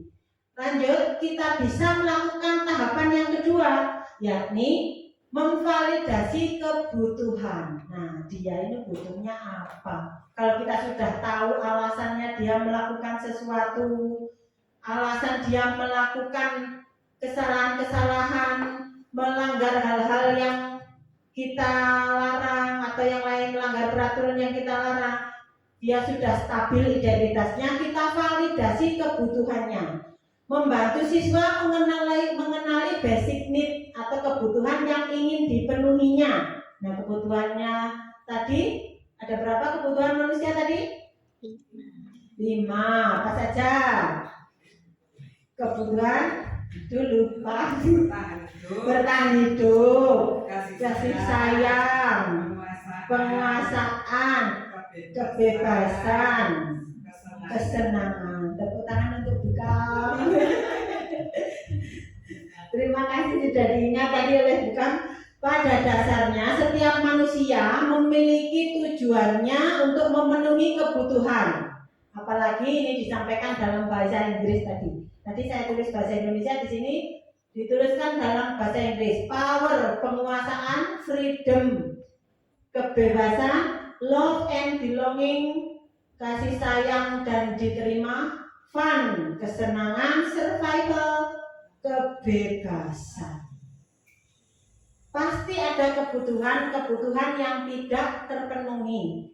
Kalau anak-anak melakukan sesuatu hal yang melanggar nilai-nilai atau bertentangan, bukan melanggar, bertentangan dengan nilai-nilai kebajikan, itu pasti ada beberapa hal yang tidak terpenuhi. Antara lain kita bisa lakukan, kamu bisa saja melakukan hal yang lebih buruk, tapi kamu tidak melakukannya. Contohnya apa? Misalnya dalam anak terlambat tadi. Anak yang terlambat tadi, kita stabilkan kebutuhannya. Sebenarnya dia bisa nggak terlambat. Dia bisa melakukan hal yang lebih buruk lagi. Dia yang lebih buruk tidak masuk. Nah, dia sudah terlambat itu istilahnya kalau ada pepatah yang menghargai ini. Nah, ini memang ya Allah, saya itu alhamdulillah sekali bisa belajar mempelajari filosofi pemikiran Ki Hajar Dewantara, pemikiran dari zaman lampau tidak lekang oleh waktu, yaitu ada pepatah yang mengatakan lebih baik terlambat daripada tidak sama sekali. Lah itu kan sudah dari dulu. Nah, ternyata seperti ini ada di sini. Sebenarnya dia bisa melakukan hal yang lebih buruk. Nah, ini dirumuskan dalam memvalidasi kebutuhan itu. Kita hargai anak-anak. Berarti untuk mengembalikan identitasnya tadi, penghargaannya kepada dirinya sehingga dia tidak merasa bersalah yang berkepanjangan. Kamu pasti punya alasan melakukannya. Nah, ini tadi dinilai kebajikan tadi yang menurut dosen tadi, ilmuwan dosen tadi, dalam melakukan sesuatu pasti ada tujuan, ada alasannya. Alasannya apa? Ya kita tanya. Mungkin selama ini yang sudah kita lakukan anak-anak terlambat itu biasanya karena bangunnya kesiangan. Kesiangannya kenapa? Pasti juga ada sebab-sebab yang lain. tidurnya kemalaman, nonton TV sampai malam, main game sampai malam. Nah, berarti apa yang penting bagi kamu? Nah, kita tanyakan pada anak-anak. Menurut anak-anak, biar dia tidak melakukan kesalahan itu, apa yang harus dilakukan? Biar mereka menganalisa sendiri. Dia melakukan, misalnya dia nonton TV sampai malam, menurut dia yang penting buat dia bagaimana agar dia tidak terlambat lagi. Kita tanyakan pada anak-anak apa yang penting bagi dia. Maukah kamu belajar cara lain untuk mendapatkan yang kamu butuhkan tanpa harus memukul? Nah, ini misalnya contoh kalau anak-anak, kasusnya anak-anak berkelahi. Kalau anak yang terlambat berarti kan maukah dia mendapatkan saran bagaimana agar dia tidak terlambat lagi? Apakah kamu bisa melakukannya lebih baik besok lagi? Kita coba, kita tanyakan. Menurut kamu besok mau terlambat lagi apa tidak? Dengan setelah kita menyadarkan, mencoba membantu dia memberikan solusi, kita tanyakan pada anak tersebut. Apakah mereka mau melakukan itu lagi? Harapannya dengan dia sudah menstabilkan identitasnya, kita validasi kebutuhannya, harapannya tentu sesuai dengan ciri-ciri restitusi tadi, dia tidak akan melakukan kesalahan lagi. Tahapan segitiga restitusi yang ketiga adalah menanyakan keyakinan. Anak melihat kesalahannya dihubungkan dengan norma sosial dan nilai-nilai yang mendasari manusia berinteraksi dengan orang lain. Nah, tadi nilai-nilai kebajikan yang kita miliki, tentunya pedoman untuk anak-anak tadi adalah profil pelajar Pancasila. Pelajar Pancasila, ada yang ingat lagunya? Belum. Pelajar Pancasila beriman dan bertakwa pada Tuhan yang Esa dan berakhlak mulia, berkebinekaan global, gotong royong mandiri, kreatif dan bernalar kritis. Itu salah satunya itu. Karena kita baru di kurikulum Merdeka itu arahnya ke situ, ke nilai-nilai kebajikan di pendidikan kita, pemuda Pancasila, profil pemuda Pancasila. Itu yang harus dijadikan dasar untuk anak-anak untuk berinteraksi dengan orang lain. Orang lain berarti dengan temannya, dengan bu guru, pak guru, dengan orang tuanya di rumah, dan dengan masyarakat di sekitarnya. Apa yang harus kita lakukan dalam menanyakan keyakinan? Contohnya di sini adalah apakah nilai yang kita percaya di sekolah atau di kelas kita, nilai-nilai universal apa yang telah kita sepakati? Berarti kita sudah mengajarkan atau menanamkan nilai-nilai keyakinan kelas yang sudah disepakati. Kita tanyakan kembali kepada anak-anak, kelas yang ideal itu seperti apa sih? Misalnya anak yang baik dalam anak yang terlambat tadi, anak yang baik, murid yang baik itu bagaimana sih kalau berangkat? Kita tanyakan, pasti mereka sudah tahu. Ya, yang nggak terlambat Bu, lah terus kok terlambat? Nah tadi, mudah-mudahan dengan dialog-dialog itu, restitusi yang kita lakukan, kita coba untuk memperbaiki, membantu anak memperbaiki kesalahannya agar tidak terulang lagi. Selanjutnya, apa yang kamu rasakan ketika melakukan itu? Nah, pasti anak-anak juga punya rasa kok. Nggak ada ceritanya anak yang melakukan itu dengan sungguh-sungguh, itu pasti ada alasan tadi. Ketika kamu melakukan itu, kamu menjadi orang seperti apa? Ini tahapan-tahapan yang dilakukan dalam segitiga restitusi atau penanganan disiplin dalam restitusi. 5 posisi kontrol yang bisa kita lakukan. 5 posisi kontrol yang bisa kita lakukan dalam penegakan disiplin untuk membudayakan kegiatan yang positif di sekolah kita. Terutama sebagai guru, ada berbagai tipe guru. Dalam rangkuman ini ada 5. Yang pertama guru penghukum, yang akibatnya tadi guru yang membuat merasa bersalah. Yang selanjutnya ada guru yang sebagai teman, ada gambarnya itu sebagai teman, ilustrasinya seperti itu. Guru sebagai pemantau, ngawasi terus, nyoting. Selanjutnya ada guru yang sebagai manajer. Nah, seperti apa guru penghukum? Guru pembuat merasa bersalah sebagai teman pemantau ataupun sebagai manajer ini kita bisa pelajari dalam tampilan selanjutnya. Guru yang memiliki kontrol sebagai penghukum. Di sini sekaligus sebagai rangkuman kontrol dari luar, yaitu menghindari hukuman. Jadi anak melakukan sesuatu tadi kan. Kalau kontrolnya dari luar, motivasinya adalah untuk menghindari hukuman. Nah, hubungannya dengan 5 kontrol yang kita lakukan tadi adalah guru berbuat menghardik, menunjuk-nunjuk, marah-marah tadi. Bayangkan kita melakukan itu. Saya pernah. Yang membuat merasa bersalah kita ceramah, kita seharusnya kamu itu tidak begitu, saya kecewa sekali kamu seperti itu. Nah, itu contoh tindakan, perbuatan yang membuat orang lain merasa bersalah, membuat mereka merasa bersalah. Dan sayang sekali hal yang seperti itu yang sudah pernah kita lakukan itu hanya menimbulkan motivasi dari luar, yakni anak-anak menghindari hukuman. Yang selanjutnya adalah motivasi mengharapkan imbalan atau ketergantungan pada orang lain. Itu dilakukan oleh guru yang melakukan kontrol sebagai teman, yakni membuat alasan-alasan untuk muridnya. Kenapa sih kamu kok seperti itu, kamu gitu ya, seperti itu. Yang dilakukan seperti itu, yang memantau, menghitung dan mengukur. Kamu loh sudah 3 kali loh terlambat. Nah, karena kenapa kita memantau terus seperti itu. Kamu sudah berapa kali terlambat, jadi anak terlambat kita catat dan yang lain-lain.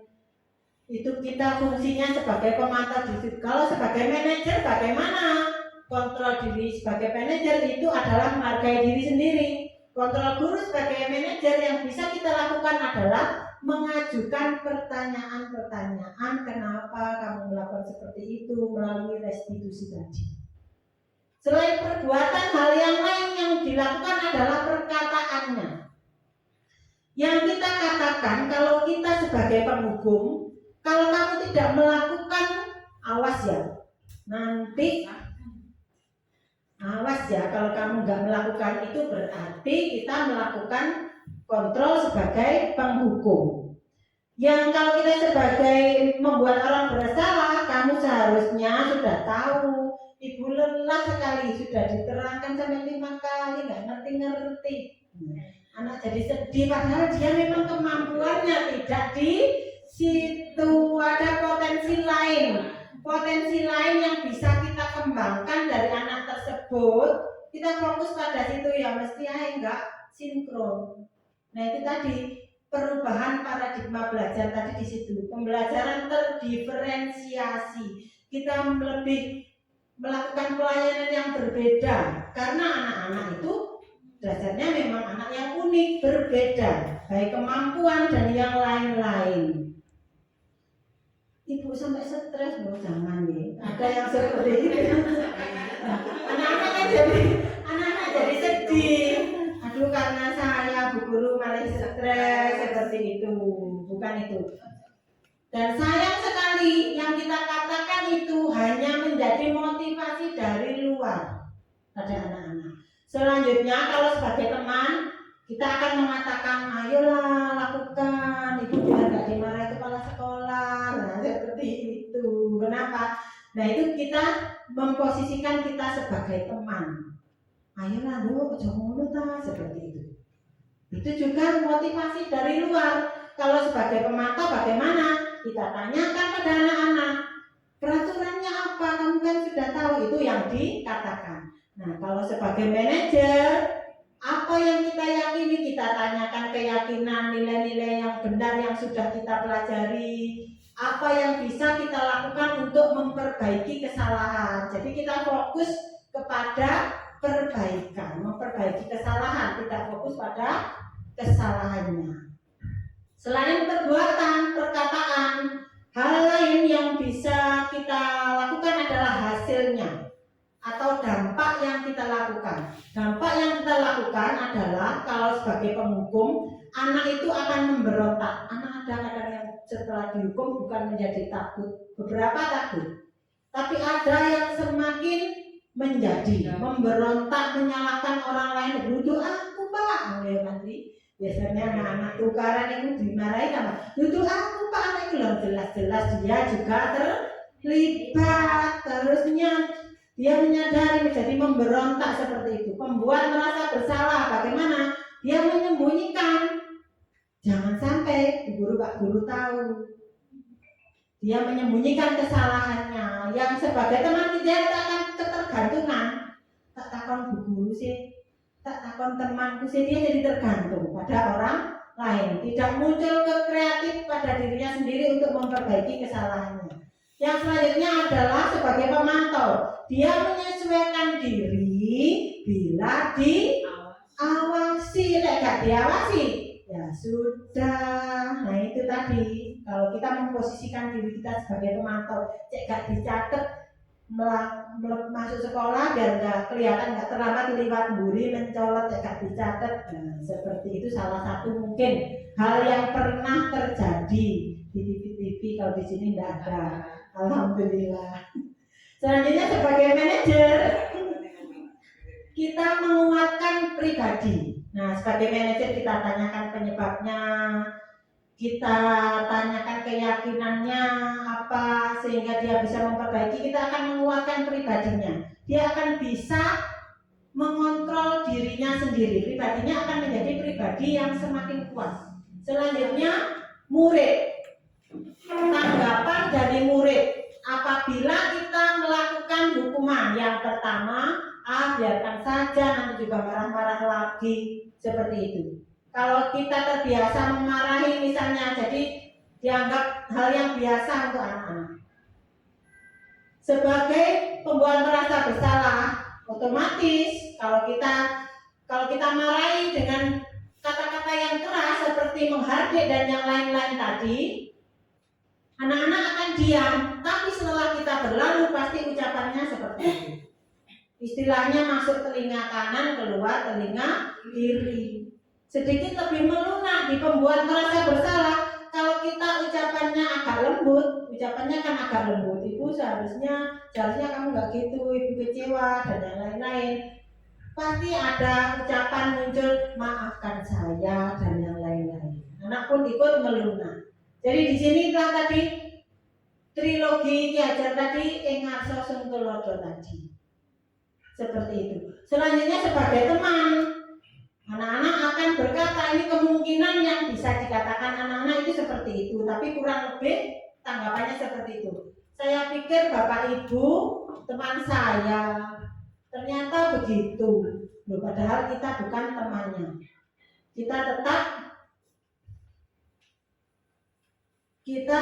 Posisi kita tetap sebagai pendidik, bukan temannya. Selanjutnya sebagai manajer, dia akan bertanya bagaimana cara memperbaiki kesalahannya.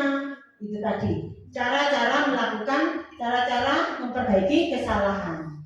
Selanjutnya akibatnya, efek yang ditimbulkan atau dampak yang ditimbulkan dari penghukum, guru sebagai penghukum, anak akan mengulangi kesalahannya lagi. Pasti akan diulangi lagi. Kenapa? Karena dia melakukan itu bukan karena dirinya sendiri, bukan karena orang lain. Dia belum menyadari kesalahannya, makanya diulang-ulang lagi. Sebagai pembuat merasa bersalah, anak jadi rendah diri. Dan untuk sebagai teman, dia menjadi lemah karena tergantung terus, jadi tidak mandiri, pikirannya tidak berkembang, akalnya tidak menguat. Sebagai pemantau, kita menitik beratkan pada kesalahannya.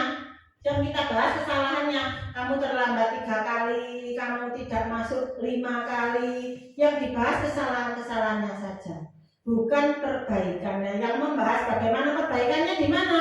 Di fungsi sebagai manajer, mengevaluasi diri dan bagaimana kita memperbaiki kesalahan. Dan ini menurut Bapak Ibu kontrol yang ideal menurut kita adalah sebagai manajer. Nah, cara-cara yang bisa kita lakukan adalah dengan segitiga restitusi tadi. Sekali iklan. Selanjutnya seperti yang sudah kita bahas tadi tentang keyakinan-keyakinan dalam pelaksanaan segitiga restitusi tadi, ada keyakinan-keyakinan tadi. Keyakinan itu yang bagaimana? Yang mau kita bahas di sini karena di sini sekolah, yang kita bahas adalah keyakinan kelas. Mengapa keyakinan kelas tidak peraturan saja? Mungkin ada yang paham? Ada yang mau menyampaikan? Saya yakin Bapak Ibu sudah paham. Kalau peraturan itu yang membuat siapa? Kita sendiri yang membuat peraturan. Sekolah, bisa orang lain. Berarti bukan diri kita sendiri. Tapi kalau sudah keyakinan, berarti itu berasal dari kita sendiri. Contoh yang di situ yang bisa kita jadikan refleksi, mengapa kita mempunyai peraturan tentang penggunaan helm saat berkendaraan? Agar kita selamat. Yang kita yakini dengan peraturan itu agar kita selamat. Kalau misalnya terjadi sesuatu, kepala kita aman, atau mungkin yang ada tutupnya itu ibu-ibu, biar tidak terkena debu eman-eman, biar nanti nggak glowing lagi. Itu. Jadi dari peraturan itu, peraturan memakai helm itu kan dari pemerintah. Dari peraturan itu kita harus menumbuhkan keyakinan pada diri kita. Bagaimana agar kita melakukan itu tidak hanya karena peraturan, tidak karena keterpaksaan. Jadi kita meyakini dengan memakai helm kita akan aman dari debu. Untuk ibu-ibu, bapak-bapak juga sajane ya sama. Untuk aman dari debu, kalau misalnya terjadi sesuatu kepala kita aman dari benturan. Yang kedua, mengapa kita mempunyai peraturan tentang penggunaan masker? Nah ini dari kemarin, penggunaan masker dan mencuci tangan. Ini kan peraturan dari pemerintah untuk menanggulangi penyebaran COVID-19. Peraturan yang dibuat pemerintah. Dan agar kita bisa melakukan itu, kita harus menumbuhkan keyakinan dalam diri kita. Kenapa kita harus memakai masker? Biar virus tidak masuk. Berarti kita menggunakan itu ya memang untuk diri kita sendiri, dalam rangka menjaga diri, melindungi diri sendiri. Begitu juga dengan mencuci tangan. Bagaimana pembentukan keyakinan kelas? Nah ini masuk ke ranah berbagi. Kenapa berbagi? Karena pembentukan keyakinan kelas ini sudah saya lakukan dengan anak-anak. Di sini sudah ada contohnya keyakinan yang sudah saya lakukan dengan anak-anak. Bagaimana pembentukan itu? Kata-katanya sedikit saja, yang penting anak-anak dipahami, berupa pernyataan universal yang umum saja. Selanjutnya dibuat dalam bentuk positif. Ini sudah pasti sesuai dengan budaya positif yang ingin kita kembangkan, yang ingin kita laksanakan. Lebih abstrak dari peraturan, sesuai dengan kondisi kelas dan sekolah agar mudah diterapkan. Selanjutnya, cara membentuk keyakinan kelas, semua warga kelas dilibatkan. Kenapa harus semua warga kelas dilibatkan? Ya memang keyakinan kelas ya berarti ya harus semuanya. Kalau nggak dilibatkan semua, takutnya nanti yang nggak dilibatkan itu tidak mau, tidak merasa memiliki keyakinan. Nah, keyakinan kelas yang saya buat di sini sudah ada contohnya di situ. Di sini saya ingin berbagi praktek atau proses yang sudah saya lakukan. Saya berikan prosedur yang saya lakukan, saya bagikan kertas kecil, sticky note bisa, atau yang lain. Saya minta anak-anak menuliskan nilai-nilai kebaikan yang menurut mereka baik untuk dilakukan di kelas. agar kelas menjadi baik. Kelas menjadi baik, otomatis penghuninya atau anak-anak juga baik. Berbagai macam kata-kata di sini dituliskan anak-anak. Masih ada yang meyakini 6S ini sebagai keyakinan kelas yang bisa dilakukan untuk membawa kebaikan. Makanya di sini masih dicantumkan 6S ya, karena memang anak-anak masih meyakini kalau 6S itu sebagai keyakinan kelas. Dari 31 anak kita kok macam-macam pendapatnya kita kelompok-kelompokkan, ada yang beberapa yang mirip-mirip, kita kelompokkan, akhirnya terbentuk 5 keyakinan. 5 keyakinan itu kita tuangkan dalam dokumen seperti ini, biar untuk bisa dilihat setiap hari, tentunya harapannya dilakukan setiap hari. Jadi kalau misalnya meletakkan sesuatu seperti ini, menempel, ditempel ke depan, terus saya kelompokkan, akhirnya seperti ini. Selain keyakinan kelas, di sini juga saya tambahkan hal-hal yang merupakan penerapan dari nilai. Anak-anak menuliskan, banyak yang menuliskan untuk saling menghargai dan menghormati. Nah, di sini penerapannya, kalau yang di semester 1 saya sampaikan atau saya arahkan ke 6S, di semester 2 ini saya terapkan kata ajaib, penerapan kata ajaib yang saya singkat sitotema. Maksud dari sitotema adalah si itu singkatan dari permisi, to itu tolong, te itu terima kasih, ma itu maaf. Di sini anak-anak saya minta membuat poster. Hampir sama prosedur atau kegiatan yang saya lakukan. Kalau di sini kan membuat tulisan.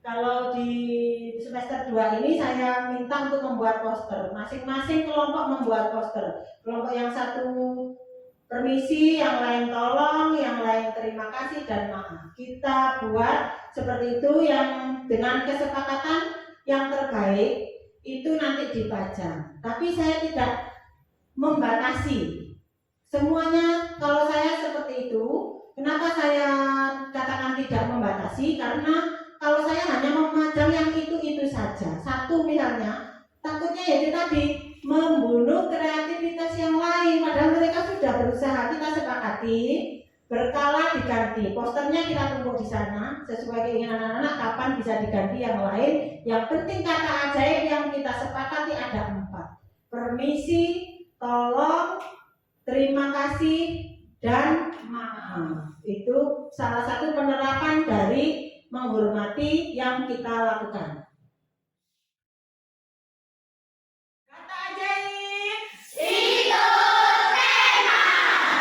Kalau kau minta izin, apa yang kau katakan? Permisi, permisi, permisi. Kalau kau butuh bantuan, apa yang kau katakan? Tolong, tolong, tolong. Kalau kau sudah dibantu, apa yang kau katakan? Terima kasih, terima kasih, terima kasih. Kalau kau berbuat salah, apa yang kau katakan? Maaf, maaf, maaf. Tepuk tangan semuanya. Kalau berbuat salah, diharapkan anak-anak menyampaikan maaf. Terima kasih Bapak Ibu Guru semua telah menyimak apa yang telah saya sampaikan. Mungkin ada yang ingin ditanyakan atau mungkin hal lain, silahkan. Atau mungkin ada hal yang belum dimengerti dari penyampaian saya tadi, kesimpulannya tadi seperti itu. Kalau ada yang bertanya, sampai jelas ya? Atau sementara itu cukup? Terima kasih. Mungkin kita karena waktunya memang sudah habis nih. Mungkin nanti pertanyaan bisa kita lakukan di sesi lain. Sehari-hari kita bersama, kita bisa berdiskusi bersama. Mungkin itu.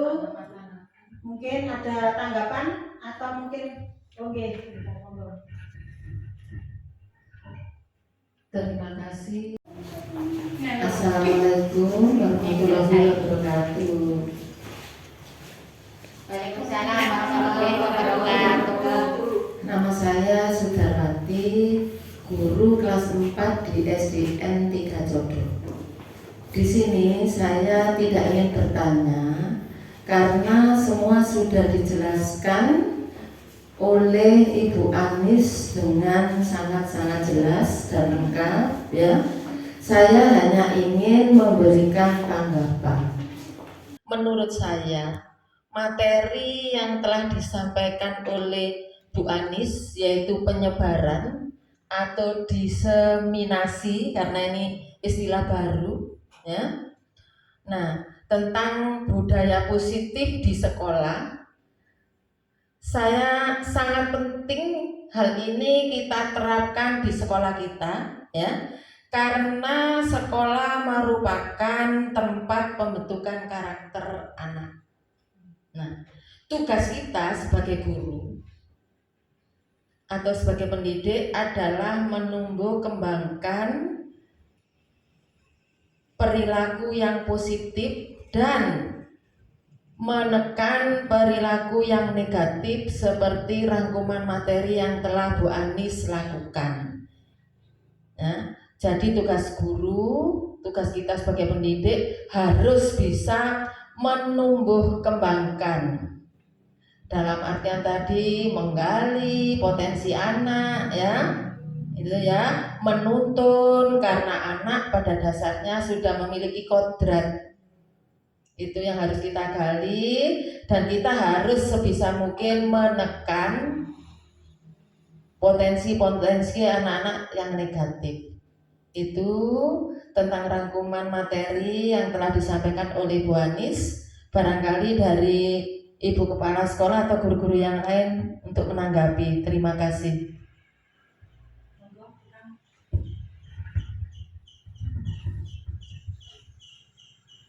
Assalamualaikum warahmatullahi wabarakatuh. Saya hanya menyampaikan beberapa hal. Yang pertama, terima kasih kepada Bu Anis yang telah melaksanakan tugas sebagai CGP, yaitu diseminasi pemahaman dan pengalaman penerapan budaya positif. Kemudian marilah kita selalu mendukung dan memberi semangat kepada Bu Anis. Semoga selalu diberi kelancaran, kesehatan, dan selalu membawa perubahan yang positif, terutama kepada Bapak Ibu Dewan Guru dan kepada SDN Jodoh 3 pada umumnya. Saya mohon Bapak Ibu yang masa tugasnya ini masih panjang, ini mohon segera daftar ya CGP. Saya yakin Bapak Ibu semua bisa ya. Apalagi sekarang Bapak Ibu ini sudah menguasai IT ya. Jadi mumpung masih muda ya, masih jangka waktu kerja, masa kerjanya masih panjang ya. Tolong segera daftar, karena ini tiap tahun ini belum tentu ya ada. Mungkin tahun ini di Kabupaten Malang, mungkin tahun angkatan berapa ini di kabupaten yang lain. Kemarin katanya dari Bapak PP ya Bu, seperti itu ya.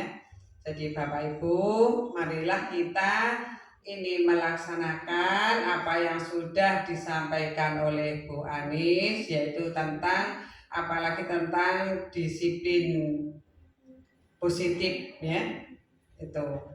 Jadi tidak hanya siswa saja sebetulnya, seperti guru juga sama ya. Jadi yang mengontrol siswa tadi sudah disampaikan oleh Bu Anis, bahwa yang mengontrol siswa adalah dirinya sendiri ya. Jadi bukan tergantung orang lain. Yang guru juga demikian. Jadi saya mohon nanti Bapak Ibu juga mengontrol dirinya sendiri. Jadi apakah saya sudah datang tepat waktu? Apakah saya sudah mengerjakan administrasi? Apakah saya sudah mengajar dengan baik? Nah, ini mohon istilahnya apa ya? Seperti introspeksi diri atau mengontrol diri sendiri. Jadi kalau kita tidak bisa menggantungkan orang lain, apalagi sekarang misalnya tergantung dari kepala sekolah. Loh, sekarang kepala sekolah tidak bisa full di sekolah, ya. Mungkin hanya 3 hari, mungkin hanya 2 hari lah ini, ya. Jadi otomatis kita sendiri yang mengontrol diri kita sendiri, meskipun tidak ada kepala sekolah, mungkin tidak ada guru yang lain yang istilahnya mengingatkan. Nah, kita harus selalu mengontrol diri kita sendiri, seperti itu. Jadi ini memang banyak sekali manfaatnya materi ini, baik bagi siswa maupun bagi guru. Itu aja mungkin Bapak Ibu. Saya juga terima kasih kepada Bu Anis. Ini saya doakan selalu semoga sehat, lancar. Nah, ini akan membawa dampak positif, kemajuan, perubahan yang lebih baik. Mungkin tidak sama dengan SD lain yang gurunya mungkin tidak mengikuti CGP. Saya selaku kepala sekolah ini selalu mendukung, selalu memberi motivasi. Semoga semua kegiatan bisa lancar sampai selesai, sampai lulus. Amin. Terima kasih. Wassalamualaikum warahmatullahi wabarakatuh.